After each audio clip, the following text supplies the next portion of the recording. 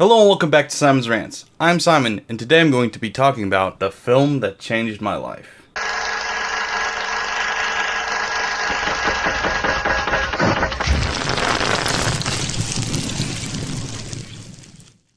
So as you probably can tell, this video idea came from this book. I read this and I was a huge fan of it. In case you don't know what it is, Robert K. Elder interviewed 30 different filmmakers and asked them which film essentially made them want to become a director, become a filmmaker. And it's very insightful, it's very interesting if you're into that kind of thing. I definitely suggest it.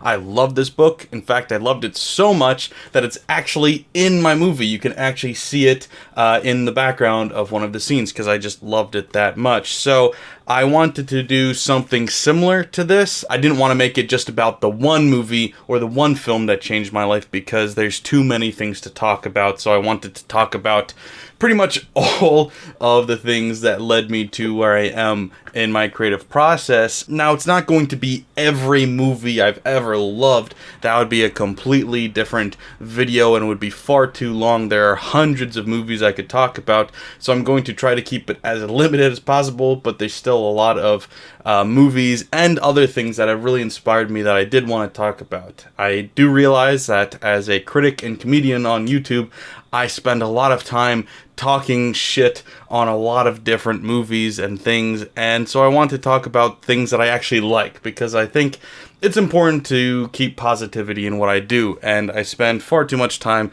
talking about the negatives and not enough time talking about the positives. So let's talk about some of the positives. So as a kid from the 90s, I think it goes without saying that one of the first movies to have an impact on me was The Lion King. That movie is probably the first movie I remember being one of my favorite movies, or my favorite movie of all time, at least back then. And I still love the movie now. Obviously, my sensibilities have changed a little bit, but still to this day, I love that movie. Back when I was a kid, I watched that movie pretty much every day for years straight. I've probably seen it 1,000 times at this point. I absolutely love that movie still. It is one of the first movies that I remember being like obsessed with. Obviously, it had great songs, great animation, great voice acting. I was very aware even as a child that like these aren't real characters. They're being played by people, and these people play other characters in other movies, and I just remember being obsessed with the voices and really just enjoying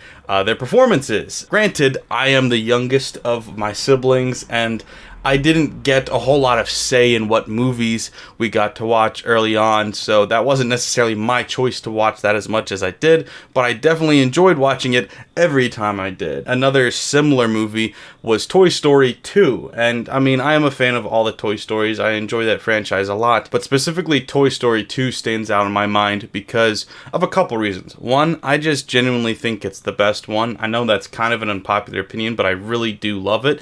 Maybe it's just because I'm more nostalgic for it, because Part 2, that's the first movie, at least that I remember seeing in theaters. And so it's got a very special place in my heart and in my memory when I think back to that moment. Specifically, when I think about that movie and seeing it in theaters, I remember the airport scene where they're chasing down the plane. And I just not only remember that scene, remember that moment, I remember sitting in the theater. I remember the exact theater it was an AMC, and I remember my family around me. I remember what the room looked like. I remember the atmosphere, and it was electric. And I definitely have a few different memories from my childhood of seeing various movies in theaters. Other ones that I remember vividly are Finding Nemo and Attack of the Clones, and both of those movies are very nostalgic for me as well because of that. But Toy Story 2 specifically just sticks out in my mind as a part of why I love going to the movies, because it's like moments like that can't be replicated at home. You can really enjoy movies at home, but something about being there, being in the theater, makes me really, really just love going to see the movies with a crowd. Sometimes the crowds can ruin movies, but sometimes they can really elevate it and just make it a really memorable and amazing experience. So for me, Toy Story 2 is forever memorable because of that. Now, as I started to get a little bit older and started to choose which movies I wanted to watch and kind of fight with my siblings about which movies we're going to watch, there's a couple of movies that really stick out to me because it was me finding my own taste, my own flavor, my own opinions when it came to movies. And so from The Lion King, it kind of moved sideways in Disney to Robin Hood, the animated one with the fox.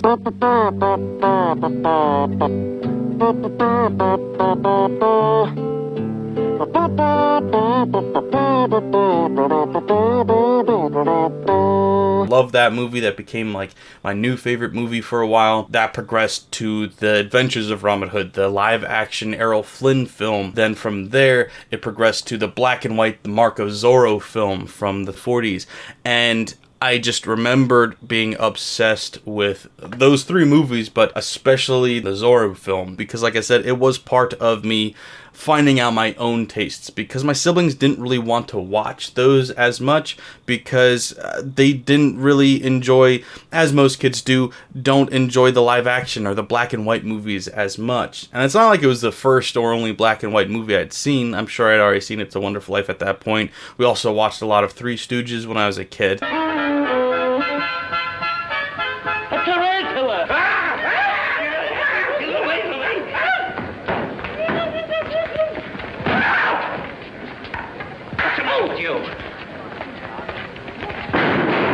But for whatever reason, it's just, when you're younger especially, black and white just seems kind of boring. But for me, I didn't care. So I would fight for those movies and say, I want to see that. There's a lot of things that I think my older siblings found a little bit more boring than I did as far as movies go. But it excited me. So it was movies like that, like The Rocketeer I was really into, and Tron. Movies that I'm pretty sure some of my older siblings found boring. But I was like, no, I'm really into this. I think this is really cool. And those movies especially stick out to me as movies that help me find my taste and find my interest on my own, away from my siblings. And a lot of my taste in movies was definitely rooted in my family and what my siblings liked, but that was when I started to find my own niche, my own separate area. Speaking of my family and the movies we all enjoyed together, there's a lot of great movies in there as well. And it's very interesting movies typically because my oldest brother is 10 years older than me, 10 and a half years older than me. So it was hard as a family when we would sit down pretty much every Sunday and pick a movie to watch together. You had to find a movie that a 5-year-old and a 15-year-old would both want to watch. There's kind of a limited selection there, but we managed to find those movies and really enjoyed them. So movies that stick out in my mind are the Star Wars movies, the Star Trek movies, Lord of the Rings. The Princess Bride is a big one. I mean, we would quote that all the time. Anybody want to feel it? A little bit later on, Monty Python was one that we all really enjoyed. Murder, He Says. There was a bunch of different comedies, like I mentioned the Three Stooges already, but in particular, I really do think Lord of the Rings and Star Trek and Star Wars really were the ones that kind of molded our family dynamic and the things that we would quote and the games we would play. There was a lot of games we would play associated with Star Trek and Star Wars and Lord of the Rings. Star Trek also had a very strong hold of our family in that we had a lot of the action figures, the collectible action figures from that, which led to some of my older siblings making movies centered around those Star Trek characters. We would make our own home movies with those action figures. It wasn't the only home movies we made. There was some other things. The Sea Monster was a famous one in my family. We definitely made a bunch of different stuff, but that one kind of stuck out to me as like something like, ooh, I want to do this too. I want to get involved in making my own movies like this.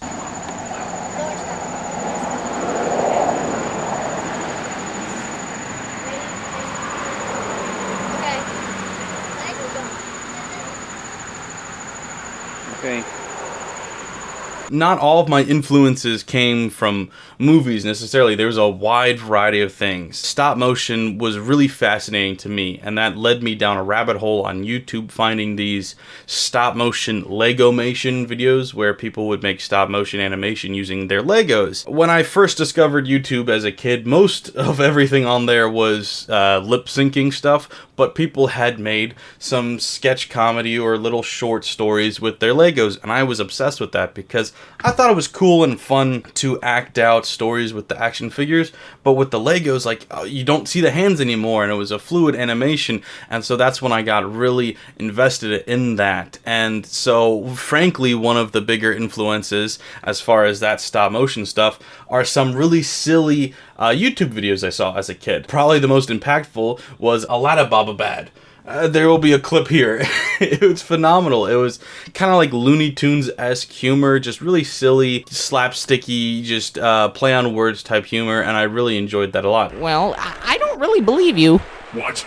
That you can fit inside that little bottle. Well, of course I can. Let me prove it to you. There, see? Now, I don't think I'll let you out again until you agree to grant me wishes again. Yeah. Hey, you tricked me! Uh-huh. Oh, alright, you can have wishes if you'll let me out again. Okay. Ha! I lied. Now I'll kill you. You know, I don't really believe you. Fit in that bottle. Yeah. I just showed you. I blinked. And while I'm on the subject of non-movie stuff, there's a bunch of other things that I really enjoyed as a kid that influenced me to want to be creative. I, very early on, also was making a lot of comic books because I couldn't really, make my own movies very well, so I would write graphic novels and comic books instead. So some of my biggest influences in that area were Tintin, Asterix and Obelix, Spy vs. Spy, Calvin and Hobbes, and later on Scott Pilgrim and Bone. Also, in video games, Commander Keen. I was obsessed with that series. I don't know how many people are going to know what that is, but I love that video game. But yeah, so my influence came from a lot of different areas that didn't necessarily have to do with movies. I will also point out that later on, Mystery Science Theater 3000 and The Nostalgia Critic are huge influences on why I became, the critic and comedian that I'm on YouTube. It also did shape how I would watch movies a lot. Like, my family already, we were big into, like I said, watching movies together as a family, and we would quote them, we'd make fun of them together,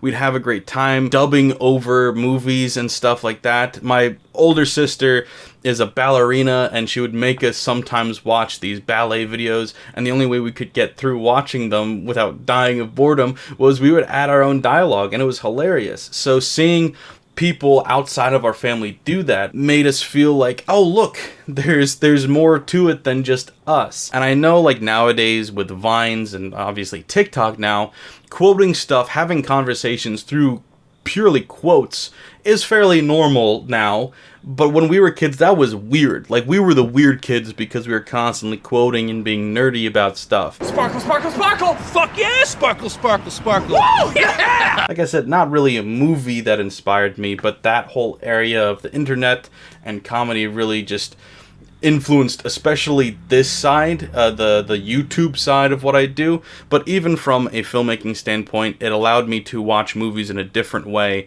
with a more critical eye and look for things. So what are we, about a half hour into this movie? No, I'm afraid not. It's more like a minute.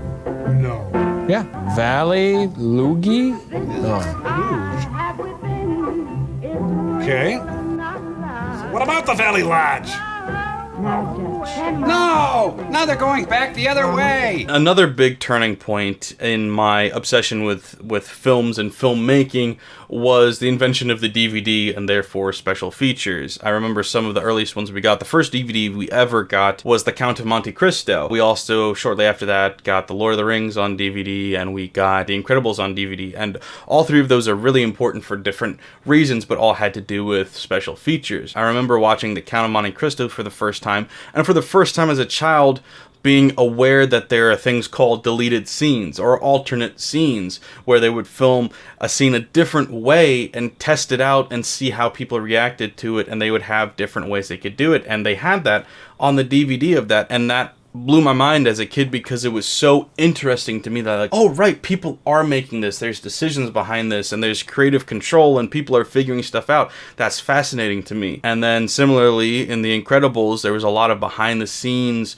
stuff, deleted scenes, sketches that they hadn't turned into CGI animation yet, alternate scenes and stuff like that. That's just so fascinating to me. And then above all, the Lord of the Rings behind the scenes. I know a lot of people have talked about it. I've already talked about it on this channel, but they're so good. And frankly, as a kid, because of stuff like that, it wasn't just Lord of the Rings, it was other stuff too, but Lord of the Rings really started that. I would rather watch the making of The Two Towers than watch The Two Towers. And that's saying a lot because The Two Towers is a very good movie, but the behind the scenes was so interesting. I really enjoyed seeing like the makeup and the costumes and the models and the CGI and all of those things and seeing how they did it.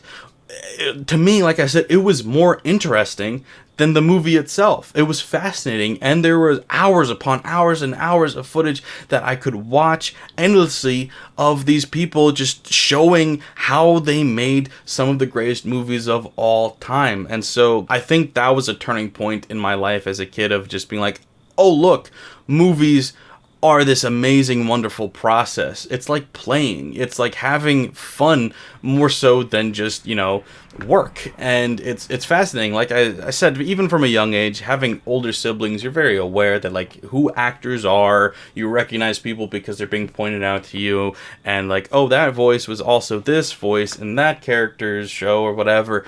But now it's on a whole new level of like, oh my God, like filmmaking is an art and it's a game at the same time. This is so exciting. And so like I said, I became more interested frankly in the makings of movies than the movies themselves at that point. So I'd already mentioned that like Zorro and Robin Hood was helping me find my own taste away from my siblings. But an even bigger moment in that was my discovery accidentally of indie films. And the first indie film I think I was subjected to, not talking about Star Wars because I know that was indie, but it doesn't really count as that anymore. But anyway, was Napoleon Dynamite. And I found that because my brother showed it to me. And the only reason I watched it is because he was like, this movie's funny, you should watch it. And I agreed, this movie's hilarious, I enjoyed it. But at the same time, I was like, but is it good? Because it's so weird and so quirky and it's so awkward and it's so unlike anything I've ever seen before. I think I like it, but do I really? I thought I liked it. I was like, this new quirky way of making movies. And I know now, Napoleon Dynamite is far from the first indie film ever made, but that was my first exposure to it. And then later, the first indie film I found on my own and enjoyed on my own was The Brass Teapot. And it was the same thing. It was like, this movie's so fun because it's so weird and so quirky and so different. They don't seem to be following a lot of the rules, a lot of the patterns that everybody else is following. And so that's when I became really interested in offbeat movies that just didn't feel like everything else. So I think indie movies really started to take over and become the more interesting thing. I will say, superhero movies were still always a thing, too. Obviously, being a kid born in the 90s, when the Spider-Man movies with Sam Raimi and Tobey Maguire came out, I couldn't not watch those. Obviously, those. Also, Ang Lee's Hulk movie. I was obsessed with all of those. The Ang Lee's Hulk movie honestly made the Hulk my favorite superhero for a while, which is amazing when most people hate that movie, but I was blown away by how fun it was to see him smash things, taking the barrel of a tank and using it as a club. I was obsessed with that. I thought that was so cool. But then there's also these really deep, intense, philosophical and psychological moments in that film that really was like, wow, you can do a lot with these superhero movies. And it made me stop and think, and it kind of prepared me for when in 2005 Batman Begins came out, and that was even darker and more psychological, and I was obsessed with that movie as well. And then The Dark Knight came out, and The Dark Knight came out in 2008. I was 12 at the time, hadn't turned 13 yet, and so it's PG-13. I had to convince my mom to let me go because she wasn't really sold on that at first. I had recently confided in her that I was scared about this other movie that I had seen. So she's like, I don't know if you should see this. And I was like, no, please, I really need to see this movie. Everybody in my class has seen it. Everybody's talking about it. I need to see this movie. And so she finally agreed, and we went as a family to see it. And that changed my life. That movie did change my life. The whole time I was sneaking forward in my seat, waiting in anticipation, then something would happen, I'd go back, and then I would sneak back forward. And it was, at that point in my life, the greatest, film ever. I was like, how can you make a movie this good? This is so exciting. This is so amazing. It's unlike anything I've seen before. Look at me! You see, this is how crazy Batman's made Gotham. You want order in Gotham. Batman must take off his mask and turn himself in. Oh, and every day he doesn't, people will die. Starting tonight. I'm a man of my word. And then shortly after that, I remember seeing a trailer for a movie called Inception, and it said from the director of The Dark Knight. And I was like, if he can possibly replicate half of what I felt seeing The Dark Knight in this movie, then I need to go see it. And for whatever reason, I didn't see it right away. I kind of put it off. A lot of people had seen it that I knew. I heard people talking about it all the time, but I don't know. I didn't get around to seeing it until like the week before it went out of theaters. I remember I was really late, and finally I went to see it. The theater was almost empty because already everybody had seen it at this point. And then, you know, the movie happens. I see the movie, and that final scene happens that everybody talks about and knows about now. And that also changed my life and blew my mind. Up until this point, I definitely enjoyed movies and want to make movies. I had already been making movies, you know, with friends in my backyard and stuff. But at this point, the movie I tried to make and never finished making in middle school / high school was a silly little rom-com I'd come up with that was essentially a rip-off of 3 movies. It was like trying to do the Napoleon Dynamite quirky comedy thing while also mixing in Scott Pilgrim versus the World's humor and over the top side to things, and then also the plot essentially of Hitch, the Will Smith movie. 3 movies I still really enjoyed to this day and also influential to me, obviously, but that's kind of the vibe I was going for. These silly movies. And I'm not saying that Scott Pilgrim is really that silly. Edgar Wright is a phenomenal filmmaker. He is an extremely artsy filmmaker too, but to me, the artsiness of Scott Pilgrim was lost on me at the time. I was just like, this is weird, this is quirky, I like it, and it's funny. All of those things. And so that's what I wanted to replicate in my work. I was a kid trying to make a movie. But then seeing Inception was like, this is what movies can be. And yeah, once again, looking back, Inception isn't the artsiest movie. It's not even Nolan's artsiest film, but to me, it's the artsiest I'd gone and comprehended. When I was a kid, my parents tried to show me 2001: A Space Odyssey. Did not like it, did not get it. So this was my introduction to like popcorn art, where it was Nolan took an artsy film but packaged it in a way that was accessible still to the average audience member, and it worked for me because it had me hooked. And I still do like silly movies and comedies and stuff like that. I think any kind of genre, any kind of movie can be good if it's well made. But from that moment on, my favorite kind of movie and my focus in films and what I wanted to do as a filmmaker, as a storyteller, shifted dramatically. I was like, that movie impacted me. It blew my mind. It made me stop. It made me think. And I was in awe after I'd seen it. And no other movie had left me in awe like that. The way that the top is spinning and it cuts to black and just bam, title card, credits. I was like, I want to do that. I want to leave somebody feeling that way. And that is probably, if you ask me if I had to pick one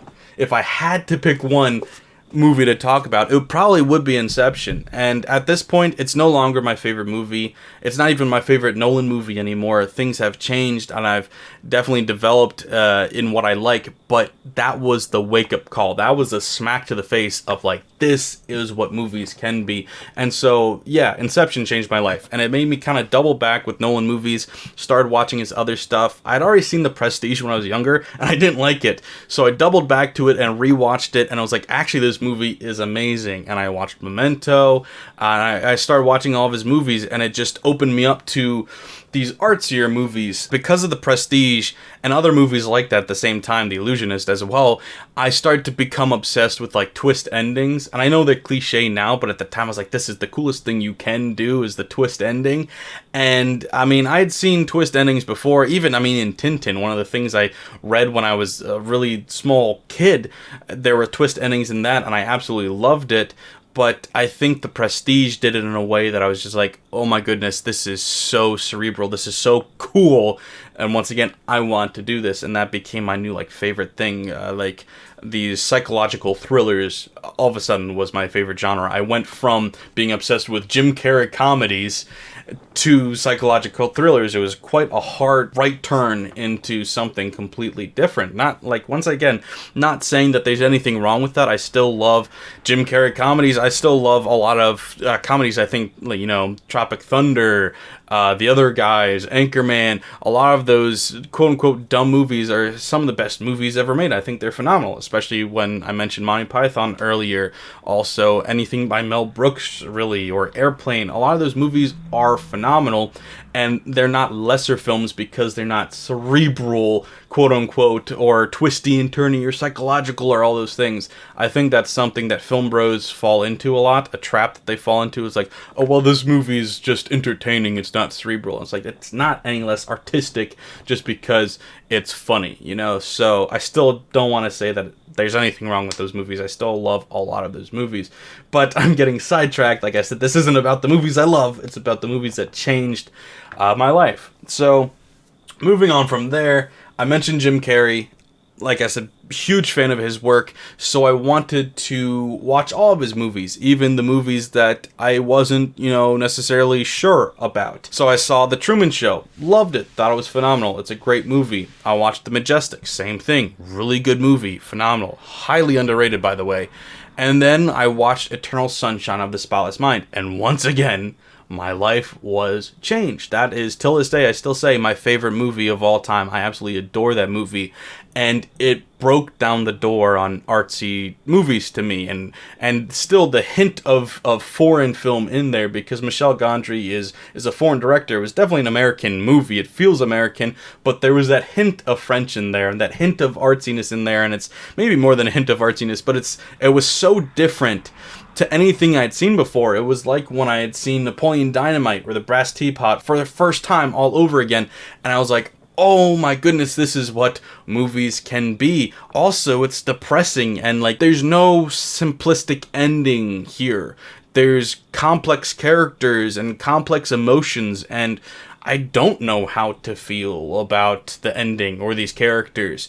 And so that opened up a whole new world to me of those kind of movies. You know, Her was a huge one. Seeking a Friend for the End of the World, Mr. Nobody, stuff like that. But specifically Her, because spoilers for it if you haven't seen it, but that movie literally changed how I live my life. Other movies have kind of affected my worldview a little bit. Scott Pilgrim, the books actually did more than the movie in that regard, because there's this whole character arc that's kind of skimmed over in the movie. In the books, love the books by the way, they're both really good. But in the books, there's this whole arc where Scott realizes that he's not a good guy, and that he's kind of been the bad guy in all of his relationships. And that made me stop and think about that and reflect on that. And I love art because it can do that. And Her had a similar impact on me, but even larger, where the point of that movie is that we, as humans, much like computers, update. We change, and we grow, and sometimes we become incompatible because of those changes that we go through. Sometimes we grow at different rates. Sometimes we grow in different directions. And that is okay. And that, you know, changed my life. Like, it changed how I view people. It changed how I view relationships. It changed how I view life and myself. So when I say, like, the films that changed my life, it didn't just change how I want to make movies. And yes, I do want to make a movie as good as Her, or like Her in some way. I know that's a big, bold claim of something that I want to do. I'm not saying I can do it. I hope to be able to do it. But what really I want to do is to make a movie that can make you change your life, like that movie changed mine. Not only did it change me as a filmmaker, it changed my life. It just literally, legitimately changed my life. And that's why I love that movie so much. Moving back to more accessible movies, soon after all of those, I saw Inglourious Basterds for the first time. Didn't grow up on Quentin Tarantino. Nobody in my family really was into that. I mean, when I was a kid, Kill Bill was like his movies, and I just saw trailers for that and I was like, not my thing. And still to this day, I'm not a fan of Kill Bill, but it kind of ruined for me when I was a kid what Quentin Tarantino was. And then I saw Inglourious Basterds, the first Tarantino film that I actually saw, and from the first scene on, I was hooked, like, oh, this is who he is. It's violent, yeah, but it's not hyper-violence just for the sake of it, unlike Kill Bill was. This has a purpose, and it is so artistic and so well made, and I was just obsessed with, especially, the dialogue. Hearing Tarantino's dialogue for the first time changed me as a writer, because I was like, oh, you can write dialogue that sounds unique and different. It doesn't all have to sound the same. And some people I know criticize Tarantino and say all of his characters sound like him. I disagree. But I do know that they all sound unique and they all sound different. And so when I write, I know my characters in my movies don't sound anything like Tarantino characters, and I know I'm not nearly half the writer Tarantino is, but whenever I write, I think about two people. I think about Tarantino and I think about George Lucas. And it really just shaped how I write dialogue, is I kind of look at one and the other and go like, what do I want to do? What don't I want to do?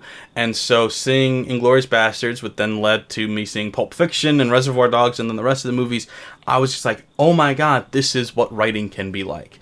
And so, I don't want to diminish it and say it didn't change my life like her did. It didn't, but it really dramatically changed my writing style and what I wanted to do and achieve with my writing and my character design. My characters weren't just characters for me to puppeteer around. They were living, breathing characters, which took me back to my childhood when I enjoyed storytelling so much, but couldn't really enjoy telling a story that I already knew the outcome to. So I mentioned Star Wars being a huge influence in the games that I did, but there were other things too. Spy Kids 3 with the video game interactions, also Jurassic Park. I had so many games centered around characters escaping from dinosaurs or racing, and I got so sick of deciding who was going to win or get away or survive or all of those things that I brought dice into all my games. So I didn't get to decide, the dice decided. And that became so interesting and so much more entertaining for me to play these games when I didn't know the outcome. It was like I was watching my own movie. And so now taking that principle and applying it to how Tarantino would write, is he, of course, designs the character and decides what they're going to be like, but then he doesn't dictate the plot. He allows the characters to dictate the plot. And that blew my mind. And I'm sure he can explain it much better than I just did, but that's a whole different way of writing that I'd never really comprehended before. So whenever I write, I think about Tarantino because he may be the best screenwriter alive right now. He's just phenomenal at that. So I absolutely love his writing. So now being open to these artsier movies, like because of Eternal Sunshine and because of Nolan, all of these things, I started looking for that because I was craving the weird and the strange. And so that opened me up to movies like Birdman and Mr. Nobody, and later on The Last Year in Marienbad, and I'm Thinking of Ending Things, which, by the way, also love that movie. That book also is in my movie as well. You can see the book, it gets a shout out. But following that down the road, it led me to movies like Bardo and Beau is Afraid and Asteroid City, which are some of my favorite movies of all time and have all come out within the past year or so. And I just love how strange and how weird and how different those movies are. And I understand that Bardo is essentially Iñárritu doing his own 8.5. And I had seen 8.5 before I saw Bardo, but I just enjoyed Bardo more for whatever reason. And I know that's just an opinion. I'm not trying to say it's definitively a better movie or anything, but like, that movie made me want to make that movie. You know, like, now I want to make Bardo, and now I want to make Beau is Afraid and Asteroid City. Even though those movies are so strange, it was part of my realization of like, I want to make the movies that are for me. I don't want to make movies for other people. And granted, I love when other people see my art and like it, but the most important lesson I've ever learned as an artist, and I heard Denis Villeneuve talk about this first, but he essentially said, and plenty of other people have said this besides him, was like, you're making your film for an audience of one. You. It's not about anybody else. You should be making it for you.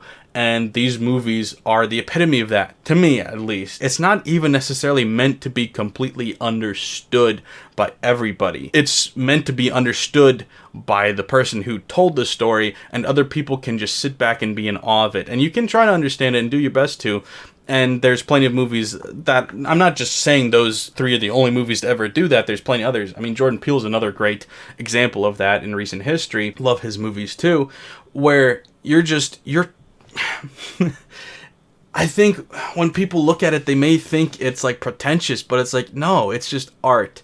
And I love it. And so it's like those are the movies that I've really become obsessed with recently. My taste has changed a lot, and right now, those are my favorite kind of movies. I did kind of skip over, I want to say, really became obsessed with allegorical horror movies as well. And I will credit, I think, The Witch or Midsummer was probably the first like recent horror movie I got into, and then the one led to the other, and then eventually I got into The Babadook, and then The Night House and Antlers and Smile and all of those. And somewhere along the line I was like, this is my favorite genre. Just horror movies where you're not just scared of a boogeyman or a monster. It is deep-seated fear about depression or anxiety, suicidal tendencies, drug addiction, whatever it is, taking that and showing it through a fable, showing it through a fairy tale, and making it big and bad and literal. And I just love that. Like, The Night House is one of my favorite movies of all time. So is The Witch and Midsummer. I love those. Babadook.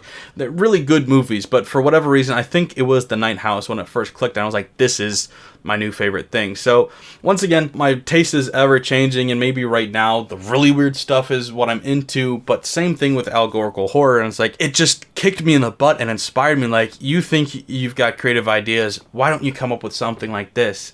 And so now that's kind of like the idea I'm chasing, is like, I want to come up with something that clever. And so that's really changed how I view movies as well. Is like, it's not just a story.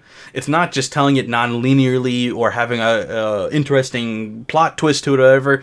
It is just, the whole thing is so artistic and so out there and so introspective and philosophical. It's like, it is connected in a way with like those other movies, like the really artsy stuff. That's become my obsession. That is what I strive for. That's what I go after. And I know I may never make a movie exactly like that or anything, but I think it's important to note that the things that inspire artists don't always, lead to the exact same thing. Like, I've heard plenty of like pop artists talk about how much they love metal or whatever. Carrie Underwood is a big fan of metal, I believe. Paul McCartney was the main influence in Ozzy Osbourne. It's like, that's a very different style of music that you got to, but it's like, that's what inspiration does, is it just inspires you to create something. It's not create the exact same thing, but it inspires you to make something. So when I see a really artsy movie or a really philosophical movie or something allegorical, that just makes me sit in my chair and squirm around going, I need to write something. I need to make something like that. So yeah, those two styles and genres of movies right now are really my favorite. Absolutely love those kind of movies. Last but certainly not least, I'm going to talk about Everything Everywhere All at Once, because that was one of the first movies I saw after I made mine, and it made me want to quit making movies. Because after making my own movie, and I guess you could put that on the list too of films that changed my life, because it did, it really gave me a greater appreciation for how hard it is to make movies. Like, I knew it was going to be hard. I wasn't surprised by how hard it was to make a movie, but now I knew how hard it was to make a movie because of my experience doing it. And so then when I saw movies that were made poorly, I was like, oh, come on, dude, you can do better than that. And when I saw amazing movies, I was just in awe. And so seeing Everything Everywhere All at Once for the first time made me want to quit making movies. It made me never want to make another movie again because it was just that good. And that is a whole, rabbit hole of movies similar to that. I think Swiss Army Man, when I went back and rewatched that after seeing Everything Everywhere at Once, I had a similar opinion.